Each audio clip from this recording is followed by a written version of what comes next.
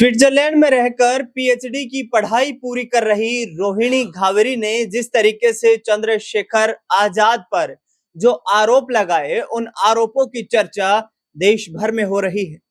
विशेष तौर पर उत्तर प्रदेश में तो राजनीतिक जंग छिड़ी हुई है कि आखिरकार जिस तरीके से रोहिणी ने चंद्रशेखर का नाम लेते हुए वो तमाम खुलासे किए कि चंद्रशेखर ने मेरे साथ शादी करने का वादा किया था, लेकिन उसके बावजूद उसने मेरे साथ नाजायज संबंध बनाए और उसके बाद इस्तेमाल करके मुझे छोड़ दिया। दरअसल इस पूरे मुद्दे को लेकर के पिछले करीब 2 हफ्ते से राजनीतिक बयानबाजी भी चरम सीमा पर है। रोहिणी दिन प्रतिदिन बड़े बड़े आरोप और बड़े बड़े खुलासे करती हुई नजर आ रही है।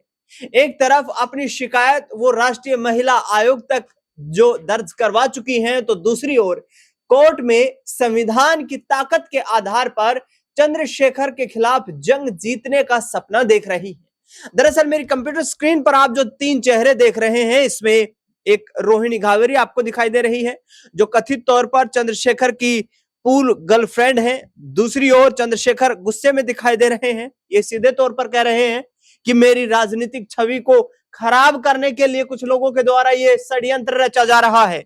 और बृजभूषण शरण सिंह, जिन्होंने इस पूरे मुद्दे को लेकर चंद्रशेखर के खिलाफ मोर्चा खोल दिया था। बृजभूषण शरण सिंह ने कहा था कि जो चंद्रशेखर दलितों की आवाज को उठाने के लिए, दलितों का मसीहा बनने के लिए इतने बड़े आंदोलन करने की बात करता है, आखिरकार एक दलित बेटी ने जब उनके खिलाफ इतने गंभीर आरोप लगाए हैं, तो चंद्रशेखर उस जांच में सहयोग क्यों नहीं कर रहा है। दरअसल चंद्रशेखर पहले तो इन बयानों को लेकर के सीधे तौर पर कहते रहे कि वो कोर्ट में जवाब देंगे, लेकिन अब खुले मंच से भी अपने राजनीतिक विरोधियों और विशेष तौर पर रोहिणी को जवाब देने लगे हैं। उनका सीधे तौर पर कहना है कि मुझे किसी पद की लालसा नहीं है, मुझे सांसदी की लालसा नहीं है। कुछ लोगों ने, मेरे राजनीतिक विरोधियों ने कोशिश की है कि मेरी संसद सदस्यता जो है वो निरस्त हो जाए। मैं सरकार से कहना चाहता हूं कि चाहे तो संसद सदस्यता निरस्त कर सकते हैं। मेरी पार्टी के लोगों ने मुझे कहा कि मैं नगीना से लोकसभा का चुनाव लड़ूं। मैंने उनकी मांग को देखते हुए, उनकी जो अपील थी उनका सम्मान करते हुए चंद्रशेखर ने चुनाव लड़ने का फैसला किया और उसके बाद मैं सांसद बन गया। चाहे तो आज ही मेरी संसद सदस्यता निरस्त हो जाए, लेकिन मैं अपने राजनीतिक विरोधियों के षड्यंत्र को कामयाब नहीं होने दूंगा। बृजभूषण शरण सिंह का नाम लिए बिना ही किस तरीके से निशाना साधा और रोहिणी पर किस तरीके से कटाक्ष करते हुए नजर आए चंद्रशेखर रावण, सुनिए उनकी जुबानी। कोई पीसी करके कहता है कि लड़ाई तब तक जारी रहेगी जब तक इसकी सदस्यता नहीं चली जाती है। कोई ट्वीट करके कहता है कि लड़ाई जब तक जारी रहेगी जब तक इसकी सदस्यता नहीं चली जाती। कोई महिला आयोग की नेता कहती है कि जब तक इसकी सदस्यता नहीं जाती हम लोग चैन से नहीं बैठेंगे।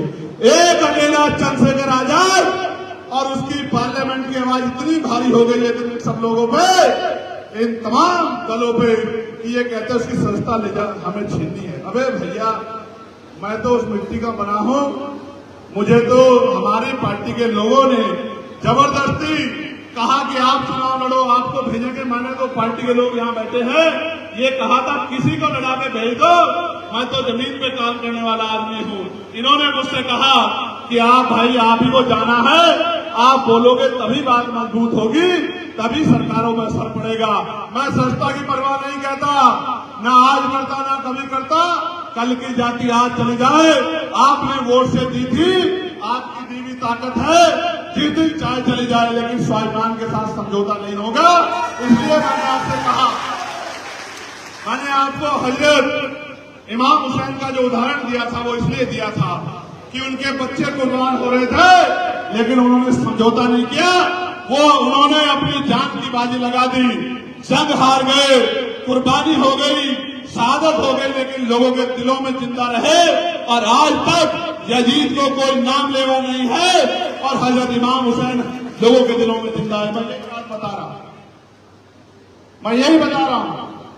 मैं सस्ता की परवाह नहीं करता। मैं कहता हूं गवर्नमेंट को, आज मेरी सस्ता छीन लो, मैं जितना ताकतवर जमीन पे हूं, ये 2027 में मेरे लोग बताने का काम करेंगे सस्ता कैसे छीनी जाती है। तो सुना आपने नगीना सांसद चंद्रशेखर रावण की तमाम वो बयानबाजियां, जिसके आधार पर उन्होंने कहा है कि अब ये लड़ाई जो है इसको मैं पूरी करके रहूंगा। मेरे ऊपर जो आरोप लगाए हैं उसका पर्दाफाश करके रहूंगा, और चाहे मेरी संसद सदस्यता निरस्ती क्यों ना हो जाए, लेकिन मैं अपने समाज की और अपने लोगों की आवाज को दबने नहीं दूंगा। देखना दिलचस्प होगा कि इस पूरे मामले में अब आने वाले वक्त में कैसा मोड़ देखने को मिलता है, क्योंकि रोहिणी ने सीधे तौर पर कहा है कि वो हिंदुस्तान लौट रही हैं और आने वाले वक्त में चंद्रशेखर के खिलाफ कानूनी लड़ाई की तैयारी कर चुकी हैं। फिलहाल इस खास रिपोर्ट में इतना ही। देश दुनिया से जुड़ी तमाम बड़ी खबरों के लिए देखते रहिए नेक्स्ट 9 आवाज।